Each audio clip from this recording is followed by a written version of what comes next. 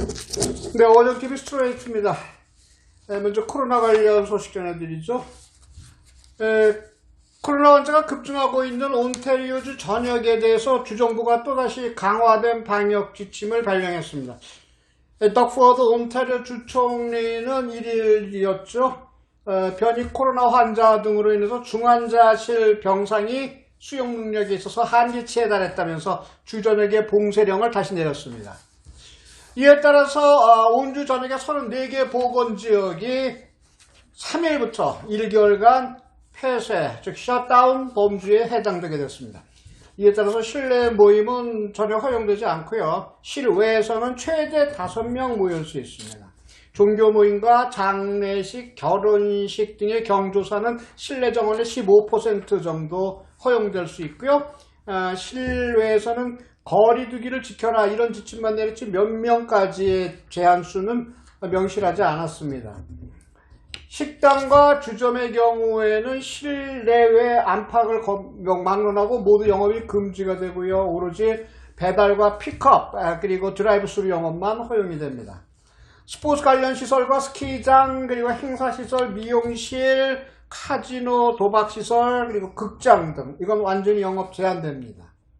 다만 소매점 영업은 어쩔 수 없죠. 허용이 되고 있습니다. 식품점과 편의점은 전체 수용 인원의 50% 그리고 비필수 소매점, 예를 들면 옷가게 같은 곳 등 이런 비필수 소매점은 실내 정원 25%까지 허용이 됩니다.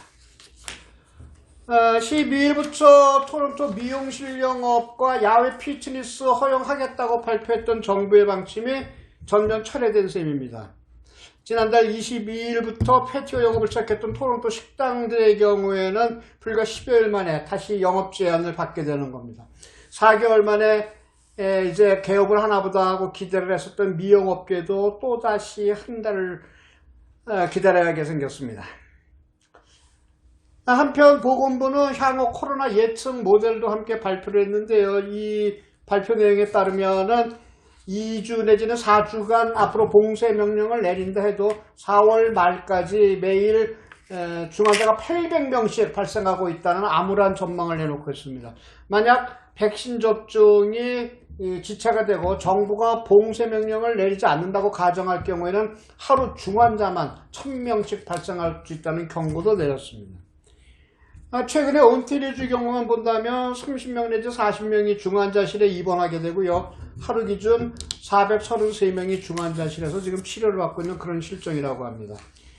백신 접종이 계속 가속화되고 있음에도 불구하고 이 환자 발생 수가 전혀 줄어들지 않고 있고 특히 중환자실에까지 들어가야 할 중증 환자들이 계속 늘고 있다는 점에 주정부가 굉장히 크게 고심을 하고 있고요. 그래서 결국 앞으로 한 달간 좀 더 자제하자는 봉쇄령을 내린 것 같습니다. 무엇보다도 개인 방역 수칙을 잘 지키는 것이 이 봉쇄 기간을 줄이는 첩경이 된다는 것. 코로나 관련 소식 전하면서 매번 전해드리게 되지만 어찌 보면 이 개인 방역 수칙을 지키는 것 이것이 코로나를 근절할 수 있는 가장 첩경이라는 것 잊지 말아야 되겠습니다. 관련 소식인데요. 연방정부가 파이자 백신 500만 회분을 6월 말까지 앞당겨서 확보해서 전국민 대상 접종 일정을 조기 달성하겠다 이런 목표를 세웠습니다. 파이자 백신은 이달부터 매주 100만 회분씩 공급이 되는데 이어서 6월부터는 매주 200만 회분량으로 물량을 늘려서 총 1780만 회분이 캐나다 국내에 반입될 것으로 전해졌습니다. 이와 함께 1회 접종 제품인 존슨앤존슨 백신의 첫 물량이 다음 달 말에 도착할 예정이고요. 아스트라제네카 백신은 430만 회분이 6월까지 또 추가 공급된다는 얘기입니다. 또 이번 주 중에 미국이 제공키로 한 아스트라제네카 백신을 포함해서 320만 회분의 백신이 들어올 그런 예정입니다. 이에 따라서 존슨앤존슨 백신을 제외하더라도 6월까지 총 4,400만 회분의 백신 접종이 가능하다는 수치가 나오고 있습니다. 이는 16살 이상 국민 3,100만 명에게 최소 1회 이상 접종할 수 있는 분량인데 그런 분량을 가능하게 해주는 수준입니다. 지난달 31일 현재를 기준으로 한다고 한다면 이 코로나 접종은 총 560만 8,121회분이 이루어져서 인구 대비 접종 비율은 14.7%를 기록하고 있습니다. 이 백신 접종이 계속 이렇게 가속화되고 있지만 이 앞서 전해드렸듯이 중환자가 계속 늘어나고 있다는 점 유의하십시오. 오죽하면 온태리오 주정부가 다시 셧다운을 시켰겠습니까? 한 달간 좀 더 불편한 시간이 길어지게 되는데요. 다시 한번 강조드립니다. 개인 방역수칙 철저히 지키시는 것이 이 코로나 악몽에서 빨리 깨어날 수 있는 길이라는 것 잊어서는 안 될 것 같습니다.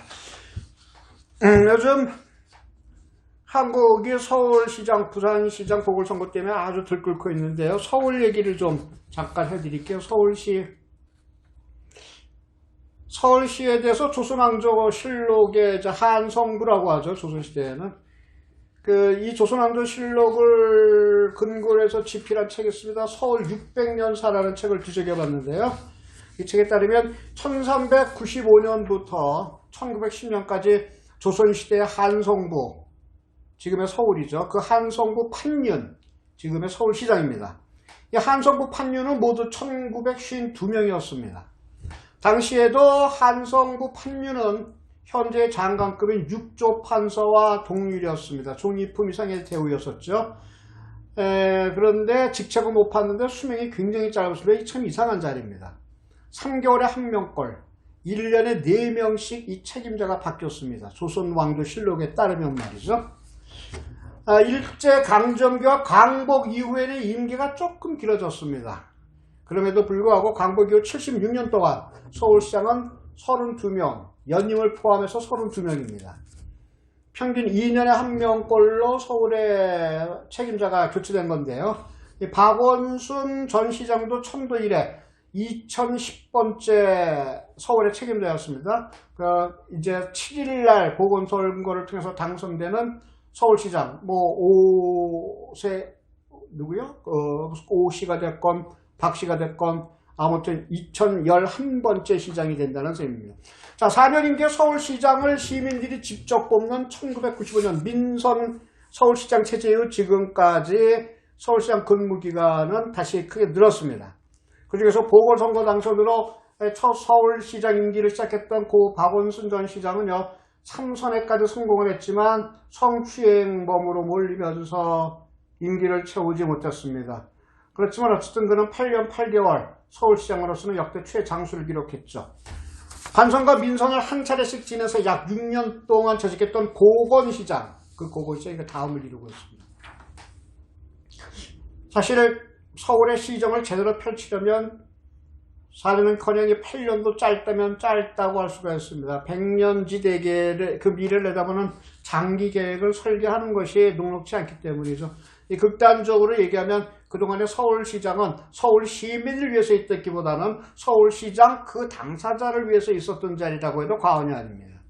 대통령 선거에 나갈 사람의 전정거장 그런 위치, 그런 자리였다라고 판단되는 게 더 무게를 얻는 그런 자리죠. 역대 최장수였던 그 박원순 전 시장의 후임은, 그러니까 이번에 뽑힐 시장은 다시 보궐선거를 뽑게 됐고, 차기 서울시장은 민선 서울시장 체제 이후에 최단명 서울시장이라는 운명을 안게 됩니다. 1년 남짓하고 말 테니까요.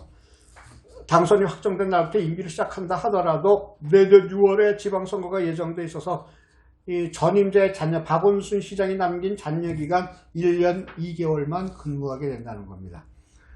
그래서 이번에 서울시장이 되는 사람의 역할을 바로 이 부분에서 찾아야 되는데요. 지난해 서울시는 32년 만에 내국인, 외국인을 합쳐서 1000만 명 시대에서 이제 그 이하의 인구로 줄어들었습니다.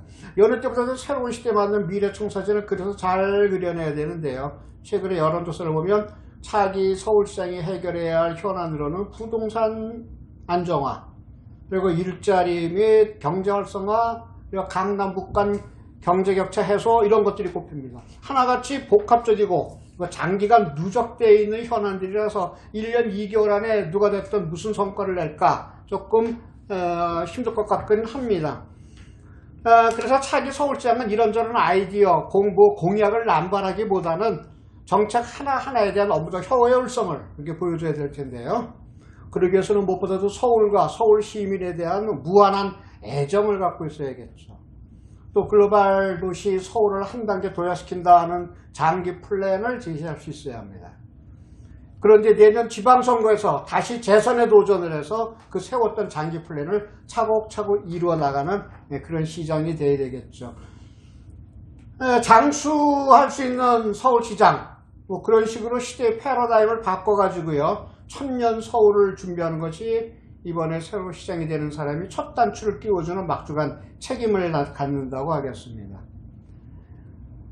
내년 6월에 다시 선거에 재출마한다 하더라도 서울 시민들이 그 지난 1년 2개월간의 치적을 보고서는 이 사람이 한 번 더 해야 되겠다, 그런 환영의 박수를 받을 수 있는 사람이 이번 재보궐선거에서 서울시장에 당선됐으면 하는 바람입니다만, 글쎄요, 그게 누굴까요? 오씨일까요? 박씨일까요? 참 서울을 좀 멋지게 만들어낸다는 서울로 가는 길이 참 역대를 두고 왜 이렇게 먼지 모르겠습니다. 서울로 가는 길이 왜 이렇게 먼지 모르겠다는 노래가 있었죠.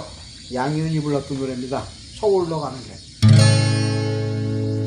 우리 부모 병들어 누신 지 3년에 뒷산에 약초뿌리 모두 케어드렸지. 나 떠나면 누가 할까, 늙으신 부모 모실까. 서울로 가는 길이 왜 이리도 멀으냐. 좋냐 구하였어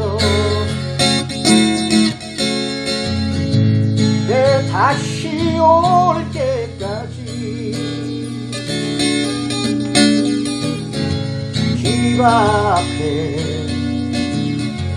느티나무 그 빛을 변치 마라. 나 떠나면 누가 할까, 늙으신 부모 모시니까. 서울로 가는 길이 왜 이리도 멀으냐.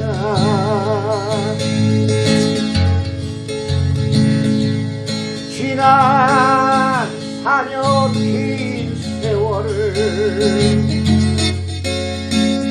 바보처럼 속으며 살았지.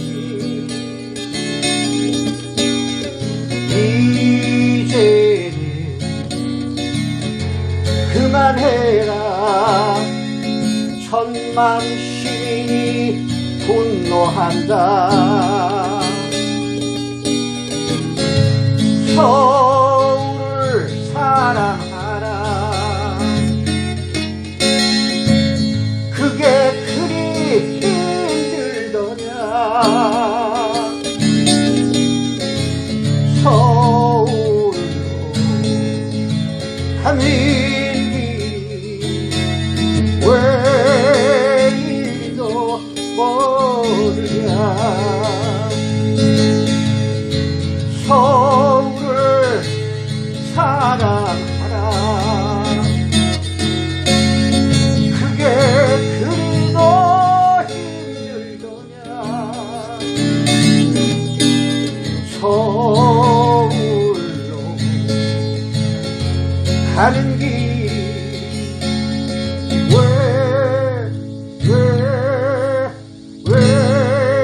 이리도 모르냐.